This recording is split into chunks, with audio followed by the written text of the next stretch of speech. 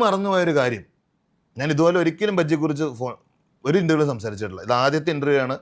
ഈ ഒരു ഇടയ്ക്ക് ഏതോ ഒരു പ്രശ്നം ഉണ്ടായിരുന്നില്ല. ഈ ഒരു ഇടയ്ക്കും കൂടെ പുള്ളി അതിനെക്കുറിച്ച് ഒരു ആഡ് ഉണ്ടാക്കി, പുള്ളി പൈസ ഉണ്ടാക്കി. ഏതോ 80 ലക്ഷം 1 കോടി രൂപയ്ക്ക് എന്തോ.